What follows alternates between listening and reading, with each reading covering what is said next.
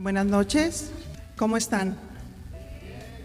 Qué bueno, pues nos da muchísimo gusto estar con ustedes y nos gozamos mucho en ver lo que Dios está haciendo con cada una de las congregaciones en diferentes lugares. ¿Y qué les parece si me acompañan a orar? Padre, en el nombre de Jesús, muchas gracias. Gracias por darnos la oportunidad de estar aquí. Mi Señor, reconocemos nuestra necesidad de ti y pedimos, Señor, tu ayuda, tu iluminación y tus propósitos cumplidos en cada uno de los que estamos aquí presentes, en el nombre de Jesús. Amén. ¿Cuántos saben que Dios quiere usar a su iglesia? No tan convencidos. Les voy a dar otra oportunidad. ¿Cuántos saben que Dios quiere usar a su iglesia? Ahora sí. Voy a compartir un tema que se llama la luz activa y pasiva. Mateo 5:14.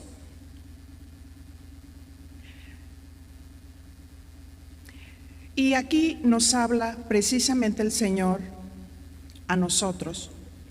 Y dice así: vosotros sois la luz del mundo.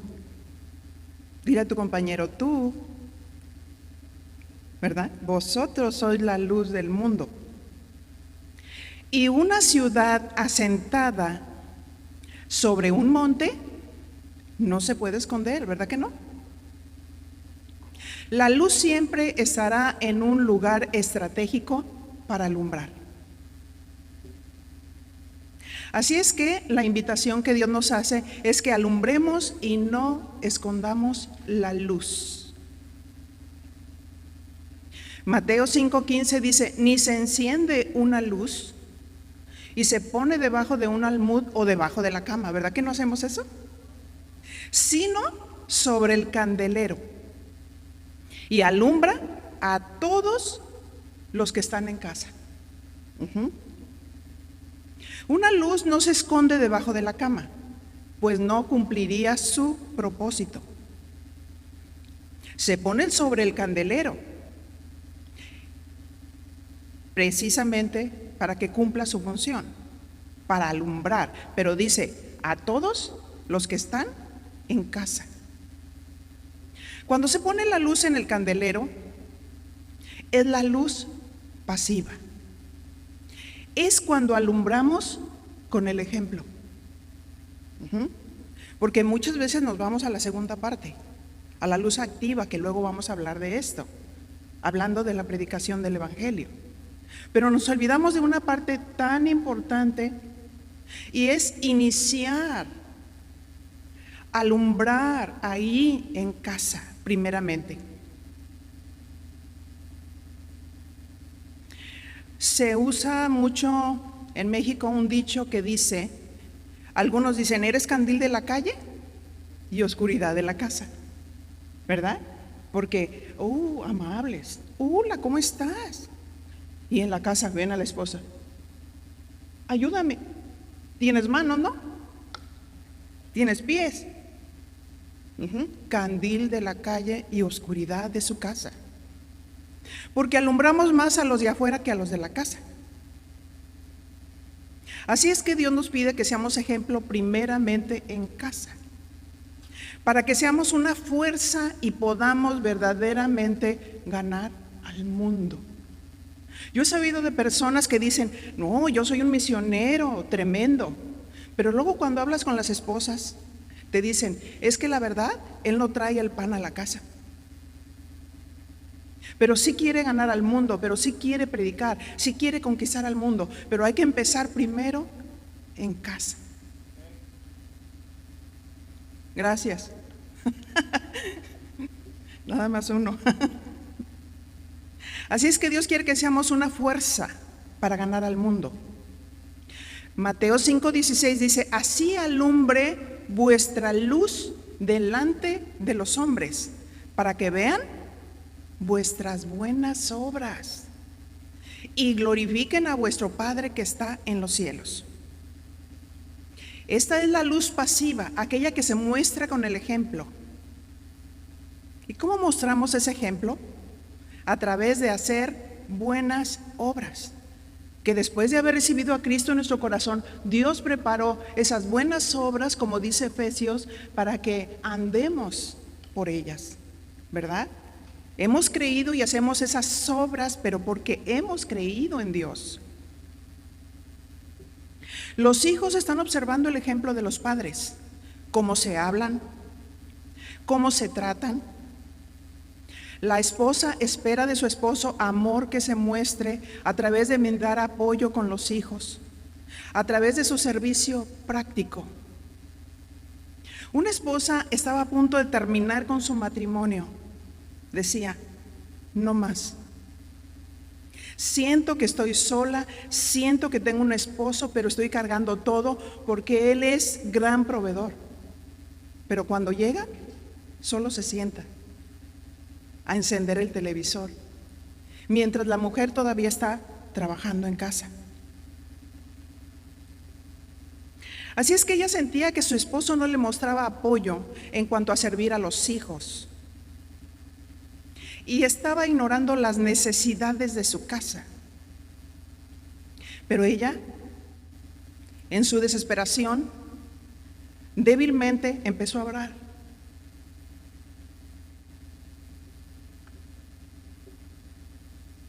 Y Dios empezó a hablar al corazón del esposo y le preguntó a Dios, ¿qué podía hacer? Él le preguntó a Dios, ¿qué podía hacer en relación a su esposa? Porque veía verdaderamente que ya su esposa no estaba contestando. Era una indiferencia cuando él llegaba. Y el Señor le contestó, ve con tu esposa y dile, ¿qué puedes hacer por ella? Y el esposo llegó del trabajo, salió de su ensimismamiento y le preguntó a su esposa, amor, ¿qué puedo hacer por ti?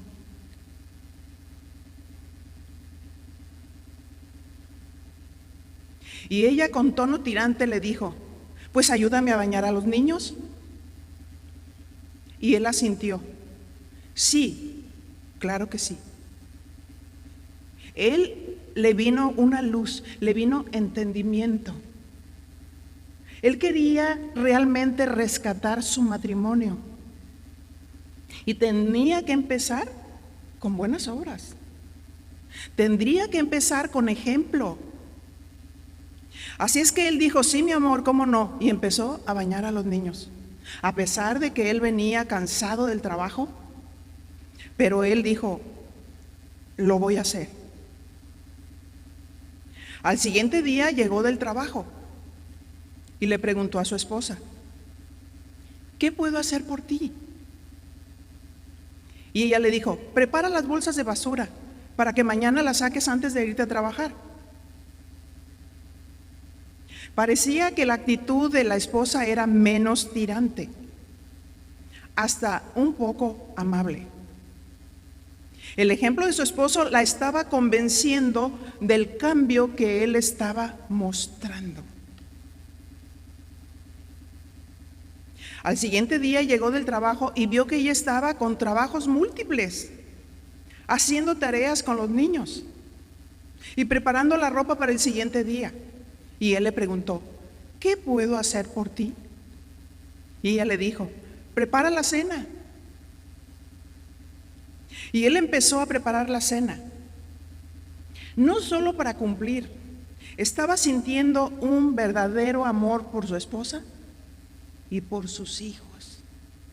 Una luz no se puede poner debajo de la cama, sino sobre el candelero para que alumbre a todos los que están en casa.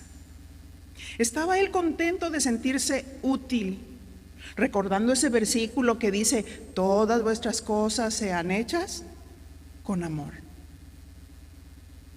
¿Qué diferencia cuando hacemos algo por cumplir? Cuando hacemos algo por no perder una relación. Pero cuando lo hacemos con amor, todo se transforma. Y Dios lo escribe para tu recompensa, ¿verdad? Porque dice Corintios, pero si no tienes amor, de nada sirve. Todo lo que hagamos de nada sirve. Si no tenemos amor, somos como aquel metal que retiñe, ¿verdad? Muchas palabras, pero nada de hechos. Así es que él estaba contento de sentirse útil para su familia. Preparó la mesa después de que cenaron, acostaron a sus hijos y la esposa le dijo al esposo, te amo. Y la esposa le dijo, amor, ¿qué puedo hacer por ti? Qué hermoso, ¿no? Porque muchas esposas dicen, pues sí, somos cristianos, camino por fe, le he dicho 20,000 veces que me ayude a tirar la basura y no hace caso. Le he dicho 20,000 veces, pero es el hombre de pasión, es el hombre de fuego, es el predicador, es el que conquista los reinos. Pero hay que alumbrar con el ejemplo. La luz pasiva, cuando ves un candelero lo ves estático, pero está alumbrando. Está alumbrando. Definitivamente el ejemplo arrasó. Podemos decir lo que sea, pero el ejemplo puede conquistar corazones, puede conquistar a esos hijos que se están perdiendo. Cuando la luz alumbra, nos damos cuenta de nuestra condición, de nuestros errores, de nuestros defectos, de nuestras fallas, y es el momento de alumbrar, es el momento de hacer obras, es el momento de hacer cambios en nuestra vida.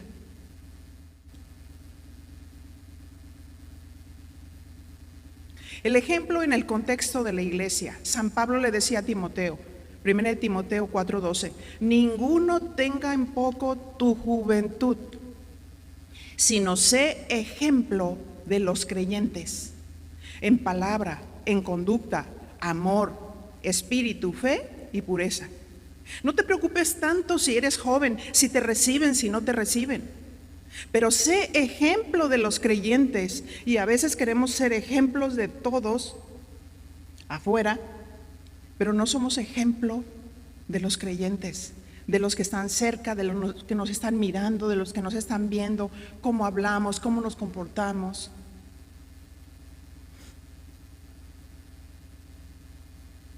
¿De quién debería de ser ejemplo Timoteo? De los creyentes. Primero, a los de la casa de Dios. Ser ejemplo en palabra. El siervo de Dios no debe de tener doblez. Si promete algo, debe de cumplirlo. La luz pasiva. Los creyentes están observando la vida del ministro. Algunos ministros dicen, vamos a levantar una ofrenda para poner el techo, y lo gastan en otra cosa. Si el ministro no cumple su palabra al hombre, mucho menos a Dios. Eclesiastés 5:1. Y habla precisamente de la insensatez de hacer votos a la ligera. Y dice así, verso 1, cuando fueres a la casa de Dios, guarda tu pie y acércate más para oír que para ofrecer el sacrificio de los necios, porque no saben que hacen mal. ¿Cuál es el sacrificio de los necios? Eclesiastés 5:2. No te des prisa con tu boca, ni tu corazón se apresure a proferir palabra delante de Dios, porque Dios está en el cielo y tú sobre la tierra. Por tanto, sean pocas tus palabras. No hablar vanamente con ligereza. Ese es el sacrificio de los necios. Eclesiastés 5:3, porque de la mucha ocupación viene el sueño, y de la multitud de las palabras la voz del necio.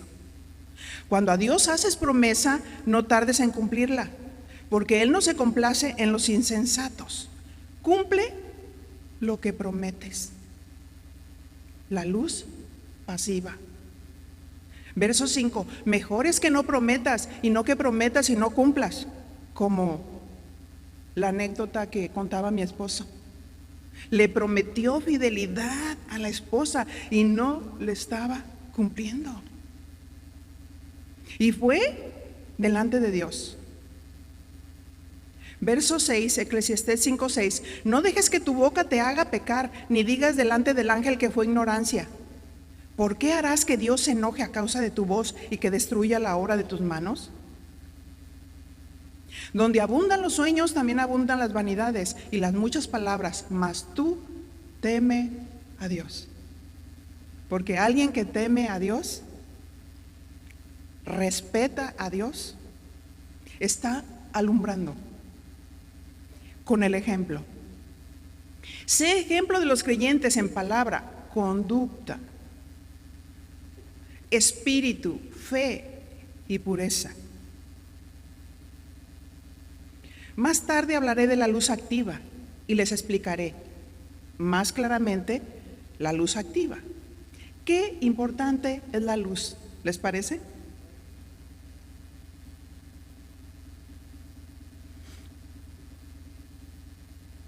¿Cuál es la luz activa?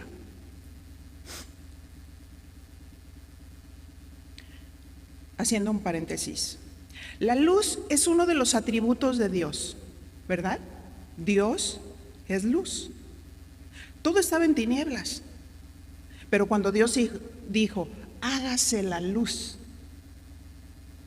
entonces empezó a manifestarse la vida de Dios. Reconocemos que necesitamos la luz. La luz alumbra nuestras vidas de tal manera que cuando la luz se enciende es cuando nos podemos posicionar, porque a veces decimos, ay, no sé quién soy, no tengo identidad. Y alguien dice, es que eres hijo de Dios, lavado con la sangre de Cristo, pero tienes conflictos en tu alma. Cuando la luz se enciende es cuando nos podemos posicionar, pues cuando entramos en algún cuarto oscuro no vemos nada y lo más seguro es que vamos a tropezar. Pero si hay luz, nos vamos a ubicar, nos vamos a dar cuenta dónde está Dios y dónde estamos nosotros. Él es grande, nosotros somos pequeños. Amén. Él es luz, Él es perfecto, nosotros fallamos. Reconocer que lo necesitamos a Él. Debemos de tener conciencia de quién es Él y cuál es la condición de cada uno de nosotros. También la luz muestra las manchas.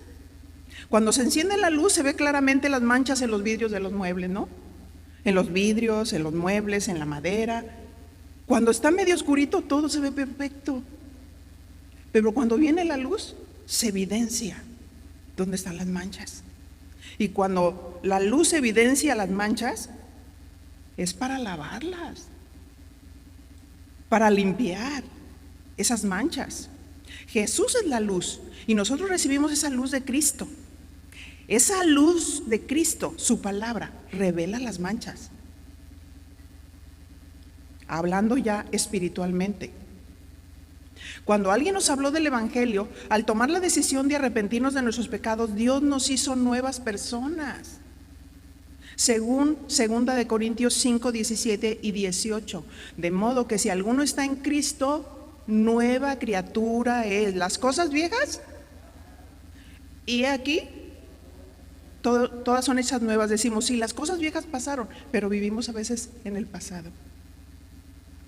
Cuando el Señor es el eterno presente. Él no quiere que nos vayamos al pasado, porque dice, si tú te vas al pasado, nunca hablarás de esto con sabiduría.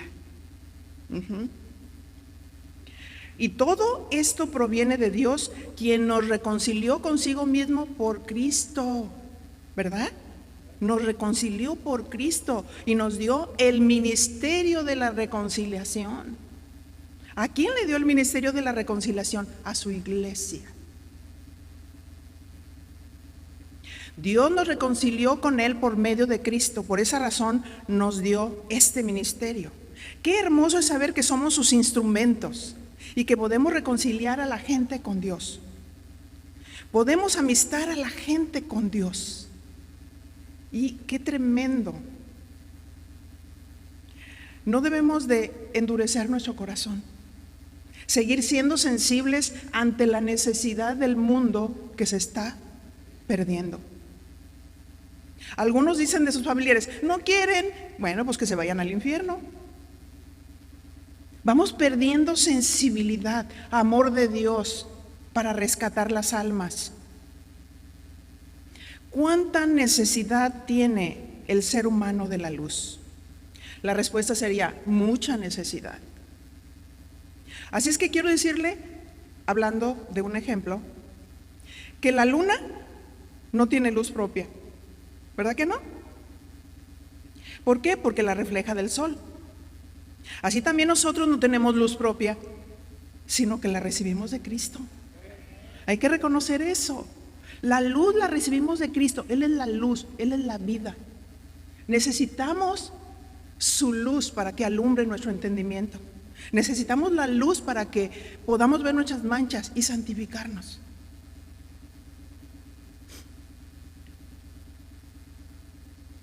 Dependemos de esa luz para ser alumbrados, también para darnos cuenta de nuestra condición.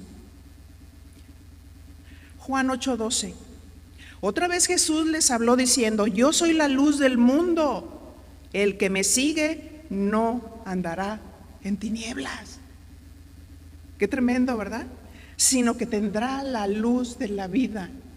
Así es que la voluntad de Dios es que no estemos en tinieblas, sino que estemos en la luz de Dios, que tengamos la vida de Dios, que el pecado no opaque la vida de Dios en nuestras vidas de tal manera que nos inhabilite para no cumplir la función que Dios tiene para su iglesia.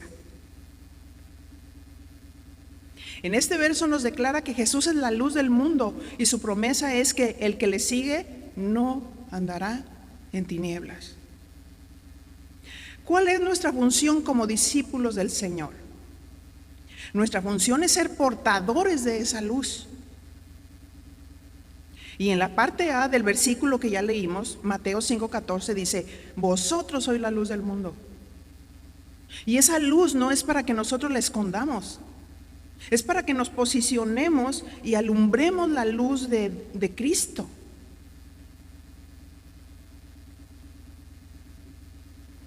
Él dijo, nosotros somos la luz del mundo. ¿Cómo es que somos portadores de esa luz? Recuerdan que hablamos de la luz pasiva, que es ser ejemplo a la familia, pues el candelero solo alumbra a los que están en casa. ¿Y cuál es la luz activa? La luz activa es la predicación del Evangelio, es cuando predicamos el Evangelio. Marcos 16:15 tenemos el mandato. Y les dijo, id por todo el mundo y predicad el Evangelio a toda criatura. Dios quiere que prediquemos su palabra a toda persona, porque la salvación no es para unos cuantos, sino que Jesucristo murió por todos para salvarnos. Amén. Y Él nos rescata de nuestra vana manera de vivir. Marcos 16:16 dice, el que creyere y fuere bautizado será salvo, mas el que no creyere será condenado. Cuando compartimos la palabra es necesario que la persona a la cual estamos predicando crea. Dice, el que creyere será salvo. No sé si a veces tenemos claro lo que es el evangelismo. En algunas ocasiones yo invité a algunas esposas de ministros a compartir en desayunos evangelísticos que son de alcance. Y predicaron un bonito tema, pero nunca de lo que es el evangelio. ¿Qué es el evangelio? Las buenas noticias. Jesús se hizo hombre para morir por nosotros, para morir por el pecador, para que el pecador tuviera la oportunidad de creer en Dios.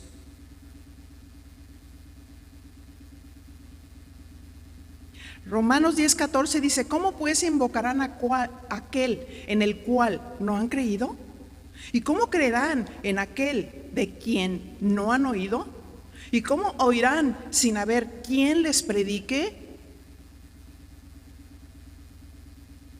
Es importante predicar el Evangelio, aquella obra que Jesús hizo en la cruz del Calvario, para que la gente pueda creer, arrepentirse de sus pecados y aceptar a Cristo en su corazón. Juan 1:12 dice: mas a todos los que le recibieron, a los que creen en su nombre, les dio el poder de ser hechos hijos de Dios. Qué tremendo.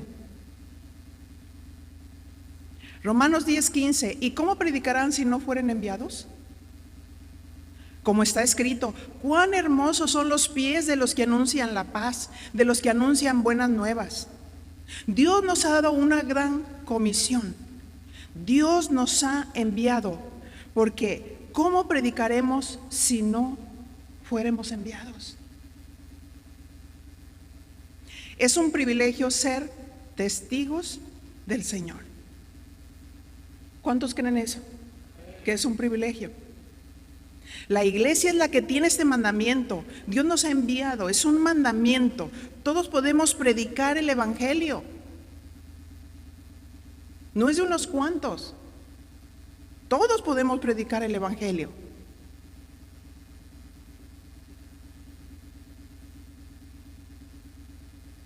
Por eso algunos métodos no funcionan, queriendo encasillar en un solo método el evangelismo, que terminan con unos cuantos, porque los demás no quieren participar.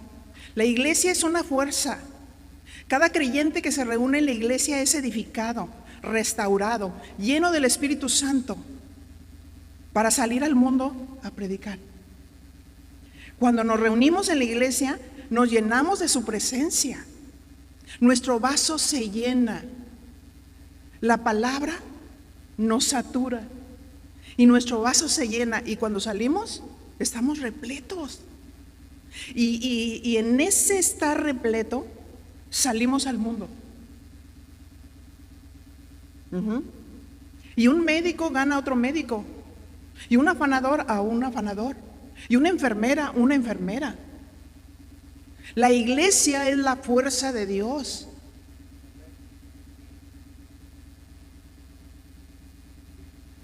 Cada creyente que se reúne en la iglesia es edificado y lleno del Espíritu Santo.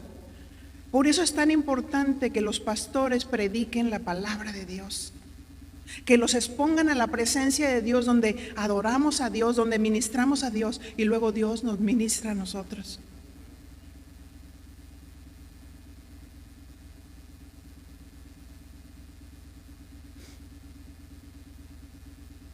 Dios nos dio poder de ser testigos, Hechos 1:8. Pero recibiréis poder cuando haya venido sobre vosotros el Espíritu Santo, y me seréis testigos en Jerusalén, en toda Judea, en Samaria y hasta lo último de la tierra. Esto me hace recordar el tiempo de casa de oración, cuando ya había 800 miembros. Y yo recuerdo que ahí Dios me dio una palabra profética. Yo no las escribo, pero me dio una palabra profética y se cumplió. Y recuerdo perfectamente esa palabra, porque Dios me decía: ya todas mis herramientas están listas, porque yo voy a usar en cada pueblo, en cada ciudad y en cada nación, levantaré mis estandartes. Y Dios lo ha cumplido. Dios lo ha cumplido.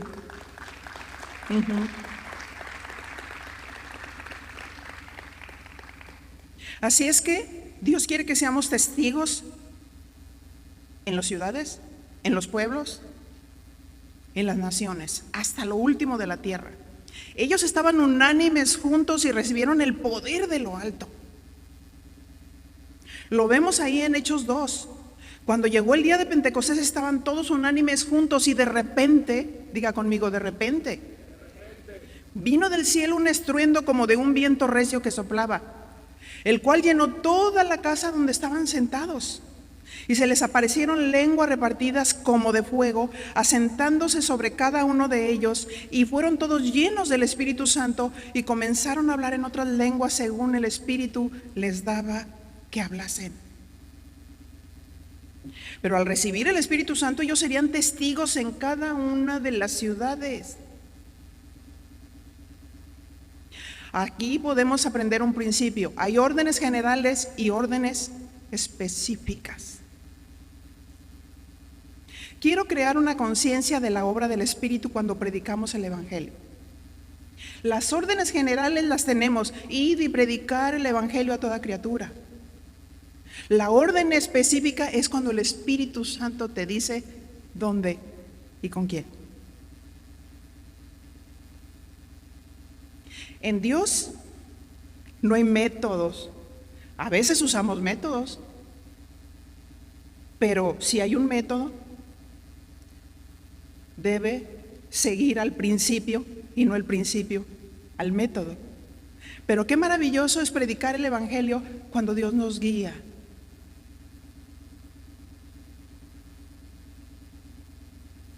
Así es que quiero crear una conciencia de la obra del Espíritu cuando predicamos el Evangelio. Dios nos guiará a través de su Espíritu Santo en relación a la predicación del Evangelio. Pues la orden de Dios es predicar el Evangelio. La orden específica es dónde y con quién quiere Dios que lo hagamos. Y aquí vemos un ejemplo bien claro de Felipe y del etíope. Hechos 8:26. Y dice: y un ángel del Señor habló a Felipe, diciendo: levántate y ve hacia el sur, por el camino que desciende de Jerusalén a Gaza, el cual es desierto. Aquí observamos la orden específica de parte de Dios para Felipe. Le pidió que descendiera de Jerusalén a Gaza. Entonces él se levantó y se fue. Y sucedió que un etíope eunuco, funcionario de Candace, reina de los etíopes, el cual estaba sobre todos sus tesoros, y había venido a Jerusalén para adorar. Dios conoce a todas las personas y sabe cuál es el momento justo de que les hablemos. Pero a veces nosotros hacemos métodos. Vamos, casa por casa, y órale, nos avientan para afuera. ¿Sí? Siempre hay que estar bien conectados con el Señor. Señor, ¿dónde? ¿Dónde? ¿Quién? Hechos 8:28 dice que volvía sentado en su carro leyendo al profeta Isaías. El etíope venía leyendo la escritura, pero no la entendía. Pero aquí hay una orden específica del Espíritu. Hechos 8:29. Y el Espíritu dijo a Felipe: acércate y júntate a ese carro. Ahora, si se fijan, el que es lleno del Espíritu Santo oye y obedece. El que es lleno del Espíritu Santo oye y obedece. ¿Quiere que Dios nos use poderosamente? Hay que aplicar nuestro oído al Señor y obedecer las instrucciones que nos... Ay Señor, nos consideramos a nosotros mismos. Es que soy torpe, es que no sé hablar. Y se fija que Dios nos enreda con eso, como cuando habló con Jeremías. Ah, Señor, soy niño. No digas soy niño, tú irás a donde yo te diga y tú hablarás lo que yo te diga.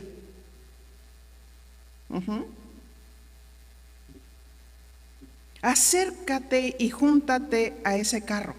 Acudiendo Felipe, le oyó que leía al profeta Isaías y dijo: ¿pero entiendes lo que lees? Y él dijo: ¿y cómo podré si alguno no me enseñare? Y rogó a Felipe que se subiese y se sentara con él. El pasaje de la escritura que leía era este: como oveja a la muerte fue llevado, y como cordero mudo delante del que lo trasquila, así no abrió su boca. En su humillación no se le hizo justicia. Mas su generación, ¿quién la contará? Porque fue quitada de la tierra su vida. Respondiendo el eunuco dijo a Felipe: te ruego que me digas, ¿de quién dice el profeta esto? ¿De sí mismo o de algún otro? Entonces Felipe, abriendo su boca y comenzando desde esa escritura, le anunció el Evangelio de Jesús. Fíjense qué fácil es predicar el Evangelio cuando Dios nos guía. ¿Cómo? ¿Cuándo? ¿Dónde?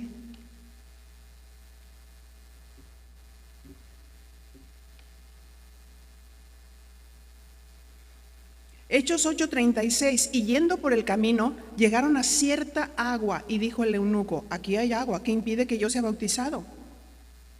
Felipe dijo: si crees de todo corazón, bien puedes. Y respondiendo le dijo: creo que Jesucristo es el Hijo de Dios. Confirmando su fe. Verso 38, Hechos 8:38. Y mandó parar el carro, y descendieron ambos al agua, Felipe y el eunuco, y le bautizó. Y cuando subieron del agua, el Espíritu del Señor arrebató a Felipe, lo trasladó. Y el eunuco no le vio más, y siguió gozoso su camino, salvo, con el Señor. Pero Felipe se encontró en Azoto, y pasando, ¿qué hacía? Anunciaba el evangelio en todas las ciudades hasta que llegó a Cesarea. Felipe era guiado por el Espíritu de Dios, predicando donde Dios le guiaba, en las órdenes específicas del Espíritu Santo. Él te va a decir específicamente a quién le prediques. Puede ser un compañero de trabajo, puede ser a un doctor, puede ser a una persona que está en el hospital, a tus vecinos. Cuando predicamos puede surgir la fe para salvación.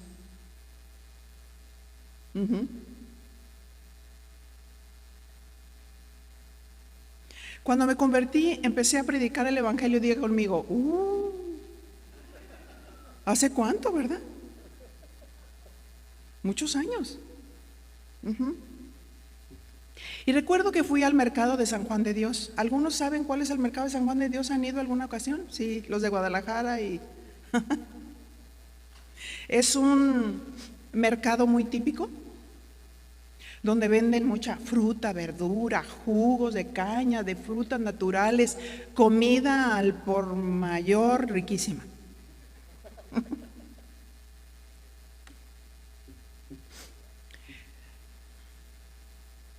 Dios me llamó la atención fijando mis ojos en un muchacho que tenía un puesto de guaraches típicos. Y le empecé a compartir del evangelio. Y vi que tenía interés por la palabra de Dios. Me hacía preguntas. Pero él ya iba a cerrar el puesto. Y le pregunté si quería que al siguiente día le siguiera.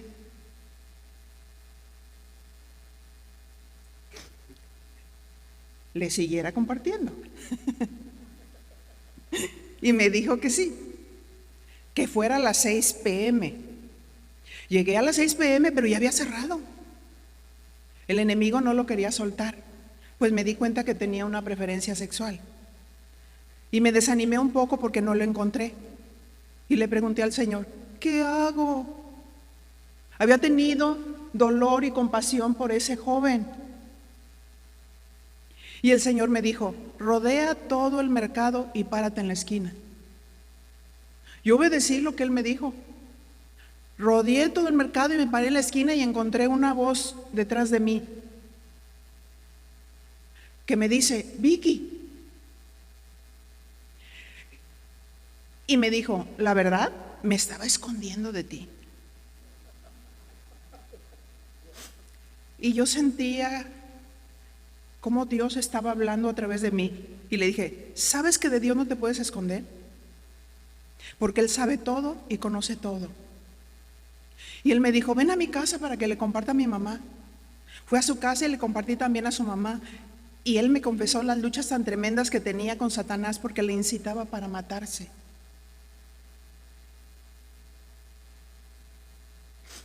Me dijo, ven al siguiente día, sígueme compartiendo.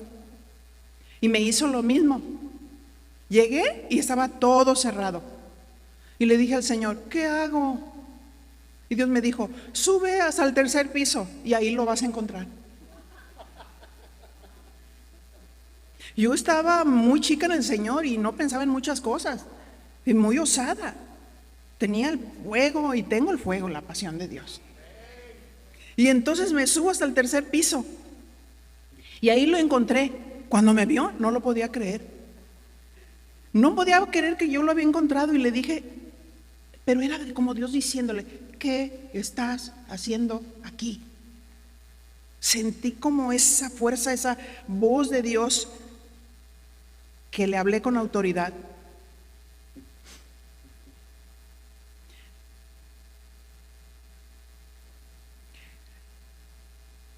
Y le dije, quiero saber si quieres de Dios, que te salve de esa vana manera de vivir, porque estaba con un grupo de amigos tomando. Pues si no quieres, le dije, no te vuelvo a molestar. Y dijo, sí quiero, sí quiero. Y lo guié a Cristo, nos fuimos de aquel lugar. Él inició una nueva vida y se empezó a congregar. Y Dios lo empezó a usar en su tiempo en el ministerio. Qué gozo de Dios, ¿verdad? Qué gozo de Dios. Pero ¿cómo le vino la fe? Romanos 10:17. Así que la fe es por el oír y de oír por la palabra de Dios. Ajá. A veces predicamos algo que no es el evangelio. Y les preguntamos, ¿tú eres feliz? Sí, muy feliz. Pues ya se acabó el evangelio, porque ya que más le dices, es feliz. Él creyó la palabra y esa palabra le produjo fe para salvación.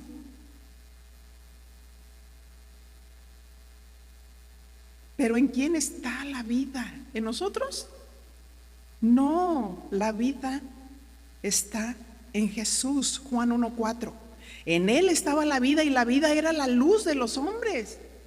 Él vino para darnos vida, Él vino para alumbrarnos, Él vino para dejarnos una gran comisión. Juan 1:5 dice, la luz en las tinieblas resplandece y las tinieblas no prevalecen contra ella. ¿En qué condición está la gente en el mundo? Está en tinieblas. El pecado oscurece a la persona. Por esa razón necesitan que les mostremos la luz. Romanos nos muestra la condición del hombre sin Dios. Romanos 3:10, como está escrito, no hay justo ni aún uno. Aunque el hombre se empeñe en su propio moralismo pensando que está bien, no hay quien entienda, no hay quien busque a Dios, pues siguen viviendo bajo sus pasiones. Verso 12, todos se desviaron a una y se hicieron inútiles, porque el pecado hace sentir inútil al hombre. Esta palabra inútil significa arruinar, estropear. El pecado arruina una vida, la estropea, hace que las personas se sientan inútiles. ¿Ves a aquellos jóvenes drogados? ¿Cómo se sienten? Inútiles, vacíos, perdidos. Aunque aparentan algunos que están bien y que están divirtiéndose enormemente. No hay quien haga lo bueno, no hay ni siquiera uno. Sepulcro abierto es su garganta, con su lengua engañan. Veneno de áspides hay debajo de sus labios. Estos son los rasgos de la gente que no conoce a Dios. Y Dios no nos ha puesto para juzgarlos, nos ha puesto para alumbrar a esas personas. Su boca está llena de maldición y de amargura, dice el verso 14. El saber estos rasgos no es para escandalizarnos o no querer estar cerca de los pecadores, porque Jesús murió por amor a ellos. Y nosotros somos portadores de esa luz. Amén. Nos ha dado su palabra. Salmo 119, 105 dice, lámpara es a mis pies tu palabra y lumbrera mi camino. ¿Cómo vamos a alumbrar? Predica la palabra. Predica el evangelio. Dios usa sus instrumentos y nosotros somos sus instrumentos. ¿Qué sucedió en el tiempo de Jesús según Juan 1:6? Hubo un hombre enviado de Dios, el cual se llamaba Juan. Este vino por testimonio para que diese testimonio de la luz, a fin de que todos creyesen por él. Juan el Bautista vino para ser testimonio de Jesús, o para dar testimonio de Jesús. ¿Cuál era el motivo de ser portadores de esa luz?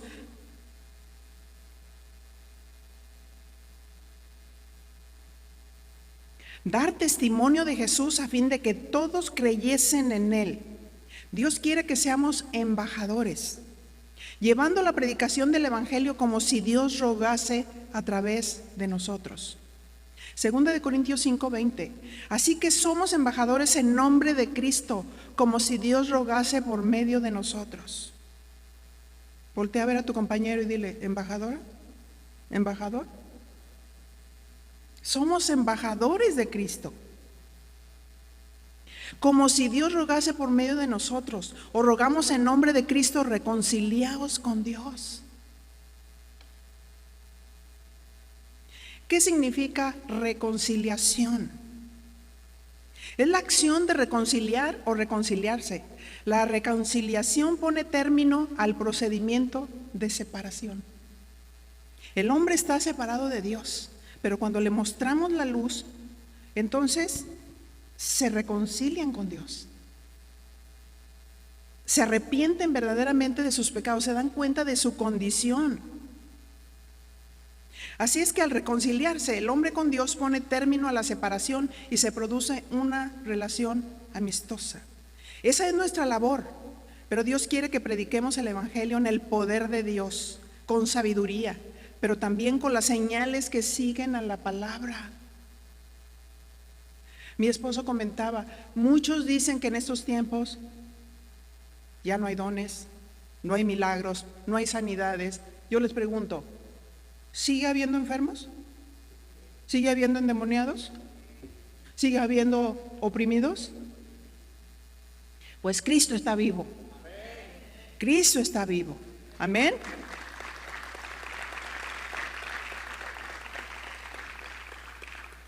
Primera de Corintios 2:4 dice: ni mi palabra, dice Pablo, ni mi predicación fue con palabras persuasivas de humana sabiduría, sino con demostración del Espíritu y de poder. Así es que Dios quiere que prediquemos la palabra con sabiduría, pero con demostración del poder de Dios. ¿Qué significa predicar con poder? Poder, del griego dunamis, que significa fuerza, poder milagroso, eficacia, impetuoso, maravilla, capacidad. Así es que Dios quiere que prediquemos el Evangelio con fuerza, con autoridad, que mostremos las señales de Dios, el poder milagroso.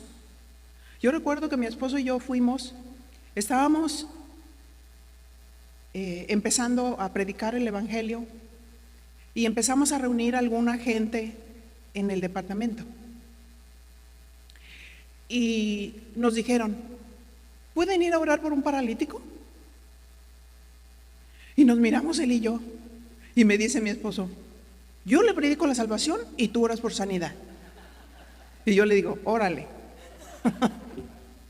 Entonces vamos a orar por ese señor. Y estaba recostado.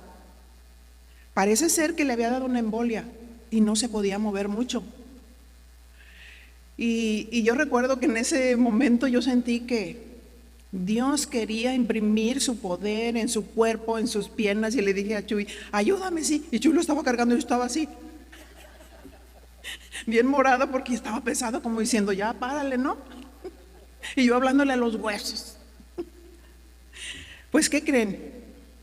Aparentemente no pasó nada. Pero después de 15 días se empezó a oír una algarabía tremenda en los departamentos. Y escuchábamos que alguien corría y gritaba, Cristo me sanó, Cristo me sanó, Cristo me sanó. ¿Quién creen que era? El paralítico. Mi esposo le predica, él recibe a Cristo en su corazón, oramos por la sanidad Y fue una sanidad progresiva en ese periodo de 15 días. Y él estaba corriendo, testificando que Cristo lo había sanado. Ajá. Porque junto con la salvación también viene todo lo demás. Ajá.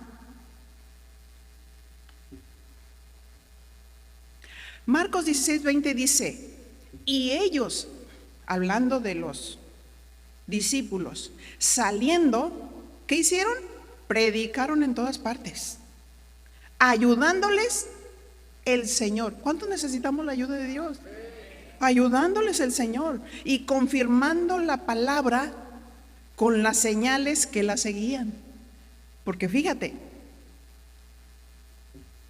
las señales siguen a la palabra. He visto algunos evangelistas que cuando oran por sanidad les dicen chao. Diga conmigo, chao. No, nosotros decimos en el nombre poderoso de Jesús. Amén.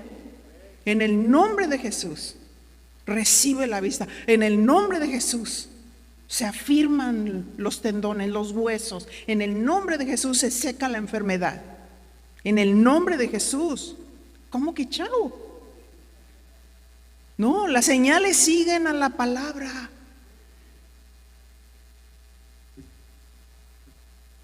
Esta comisión la ha dado a la iglesia, predicar en todas partes. Incluye el lugar donde te desenvuelves, en tu trabajo, con tus vecinos, en el supermercado. Estar atentos a la guía de Dios. La iglesia es una fuerza. La iglesia se extiende, no está limitada. Cada creyente tiene el poder para testificar de Cristo. ¿Y cuántas veces Dios abre las puertas cuando está una persona hablando de sus 20 enfermedades que tiene? Y tú le dices, ¿me permite orar? Y Dios obra. Y ellos se maravillan. Entonces dicen, oye, espérame, déjame traer a mi papá, a mi mamá, a mis vecinos.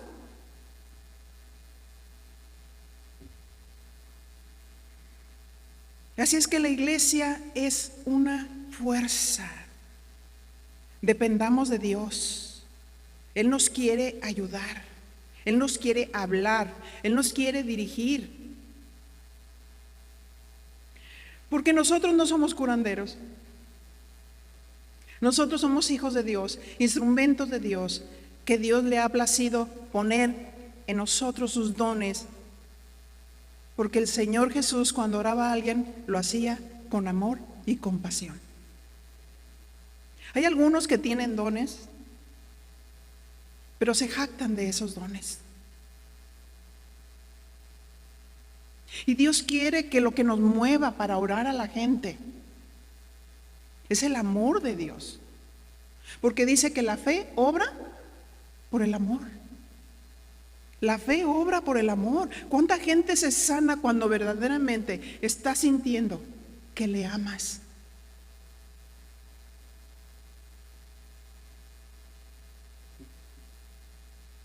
Estos principios nos ayudan para predicar el evangelio con las señales milagrosas de Dios. Dios quiere que oremos, que nos atrevamos a orar por milagros, por sanidades.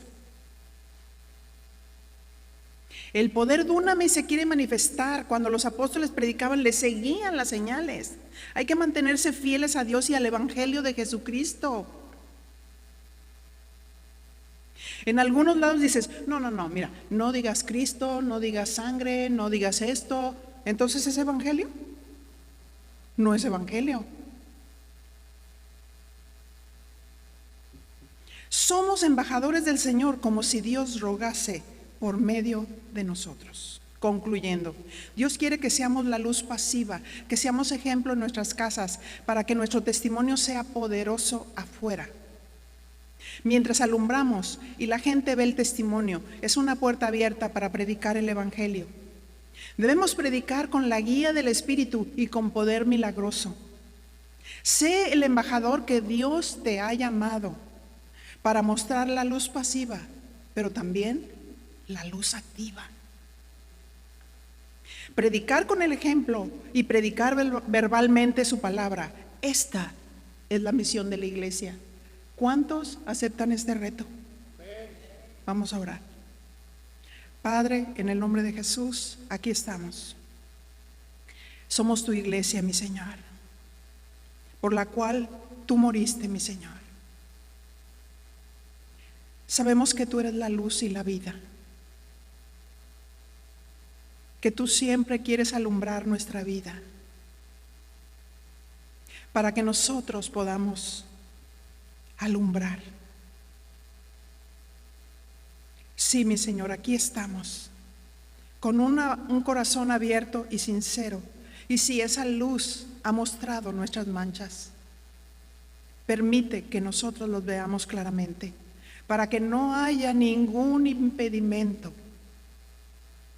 para que nos quite la fuerza y la autoridad para hablar de ti, que podamos hablar con seguridad y con confianza, sabiendo que aunque somos humanos y fallamos, tú perdonas nuestras fallas cuando las reconocemos y nos limpias con tu sangre preciosa, nos lavas para poder usarnos, para cumplir el propósito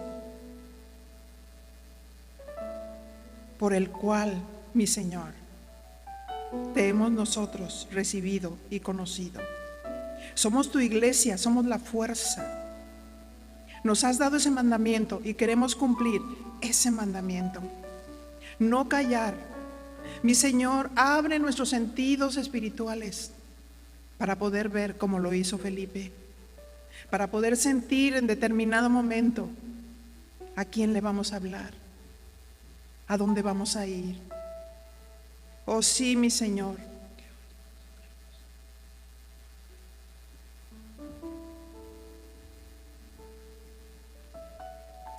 Quisiera que levantara su mano si hay personas enfermas.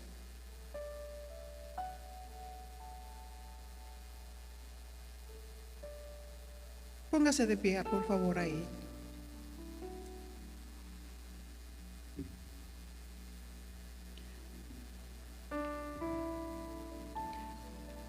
Y aquí a nuestro alrededor está la iglesia. Y dice la Biblia que si ponemos las manos sobre los enfermos, ellos sanarán. Amén.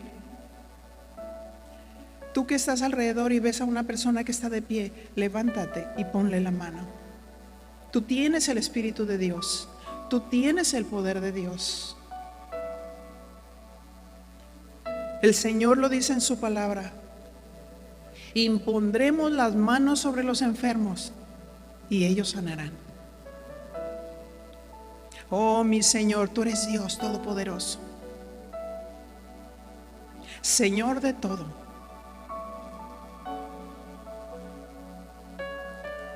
Señor de toda enfermedad. Y mi Dios, en esta noche extendemos la mano de la fe. Extendemos la mano de la fe y pedimos, mi Señor, tu toque divino. Tu toque divino, no importa la enfermedad que sea.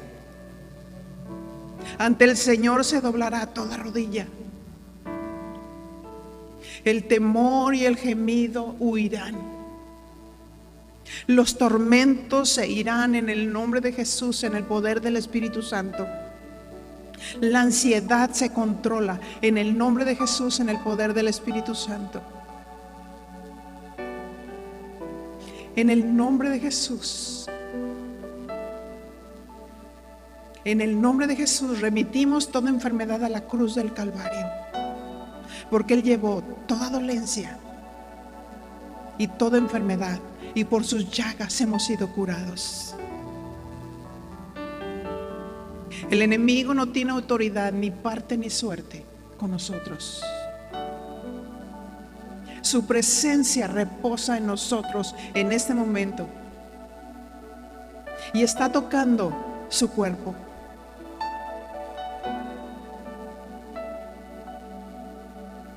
En el nombre de Jesús, en el nombre de Jesús, creemos que estas enfermedades salen Y que tú, Señor, eres el Dios creador, el que limpias, el que ajustas, el que quitas todo mal, el que secas toda célula cancerosa. En el nombre de Jesús, en el poder del Espíritu Santo. Oh, mi Señor, creemos en este momento por milagros.